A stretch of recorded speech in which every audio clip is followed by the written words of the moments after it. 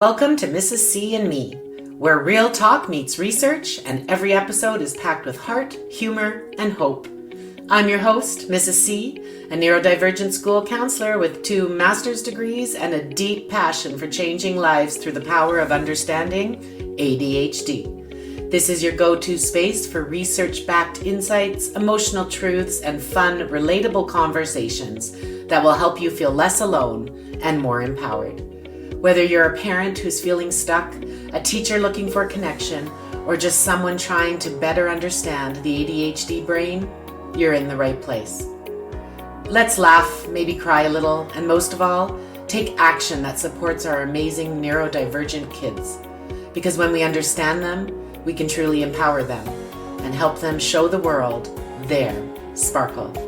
You're not in this alone. I'm here, parent to parent, educator to educator. I got you.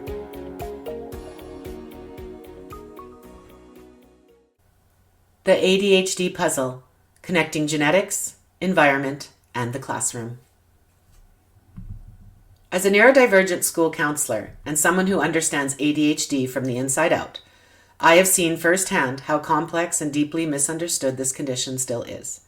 Yes, ADHD has a genetic foundation, but our DNA does not tell the whole story. The environments we grow up in, from chronic stress and processed foods to everyday chemical exposures, all play a part in shaping how our brains function.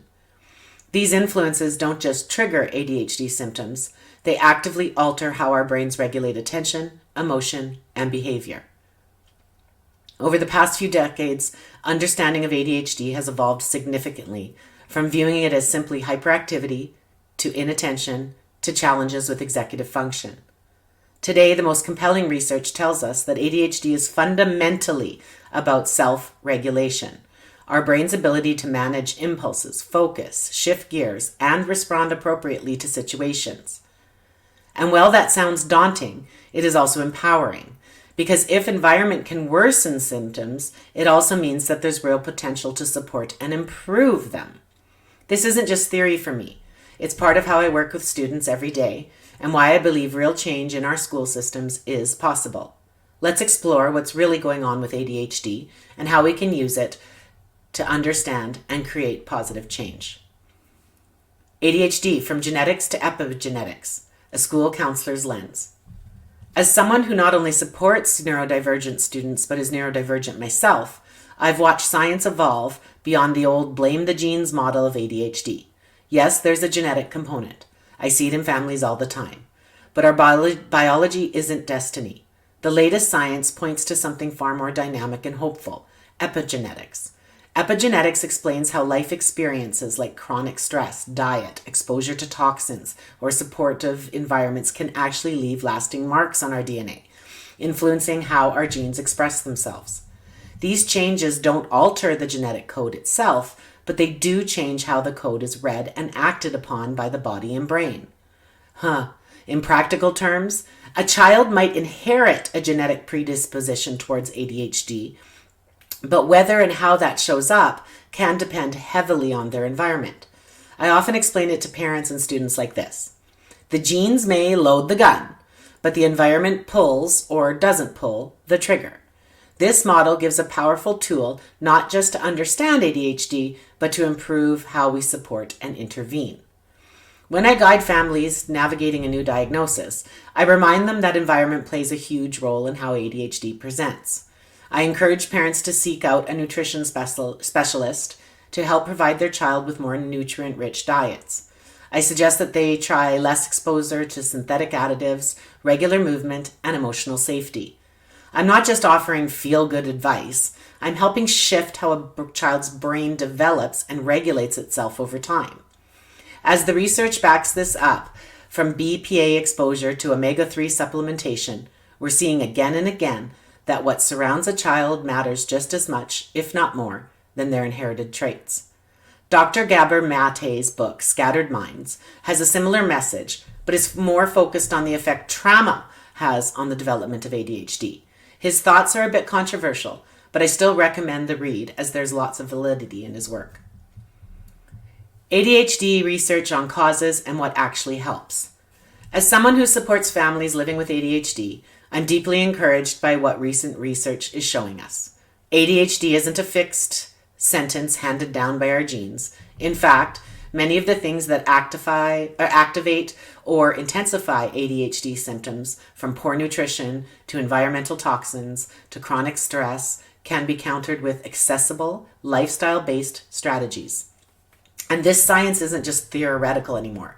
We now have solid evidence that things like omega-3 supplementation, aerobic exercise, and consistent stress reduction can lead to real, measurable improvements in ADHD symptoms in kids and adults. What's especially important is understanding the impact of these changes. For example, limiting screen time might only make a small difference in attention or impulsivity, helpful but not life-changing. But boosting omega-3s or adding regular movement to the day, those strategies have 2 to 3 times the impact of reducing screens. That's huge, especially for families who feel like they've tried everything. As a counselor, I don't just tell students to try harder. I help them and their caregivers build routines that include movement breaks, calm down spaces, nutrient-rich snacks, and time outdoors. These aren't just nice ideas. These are grounded in neuroscience and epigenetics. I'm currently working with a specialist to change my diet and set up myself for more success using nutrition. The changes in my symptoms are evident. One of the strongest, most consistent recommendations researchers now make: exercise. Regular aerobic movement doesn't just improve mood and energy, it can reverse some of the neurological effects of ADHD. I've seen students who couldn't sit still or focus for more than 5 minutes transform when they begin running laps or dancing every day. And it's not just about kids. I rely on exercise myself to regulate and reset. Yoga is extremely effective as it involves the connection or union of breath with movement, providing natural regulation. A silly dance move can bring laughter, joy, and most importantly, a little dopamine to change things up. Exercise is one of the most underused, powerful tools we have for managing ADHD naturally and effectively, both at home and in the classroom. Sleep stress and the power of everyday choices. One thing I've learned from research and from lived experience is that ADHD does not exist in a vacuum. It is deeply affected by the rhythms of daily life, especially 2 core areas that often get overlooked: sleep and stress. For those of us with ADHD, quality sleep isn't just helpful, it's essential. It's during sleep that our brains reset, process learning, and regulate emotional responses. When students come to my office struggling to concentrate or melting down over small frustrations, one of the first things I ask about is their sleep. A consistent, restful sleep routine can significantly reduce ADHD symptoms, especially around attention and emotional regulation. And then there's stress, the quiet amplifier of everything. ADHD itself can be stressful, not just for the individual, but for the whole family. I've worked with so many parents and caregivers caught in a painful loop of frustration, guilt, and exhaustion.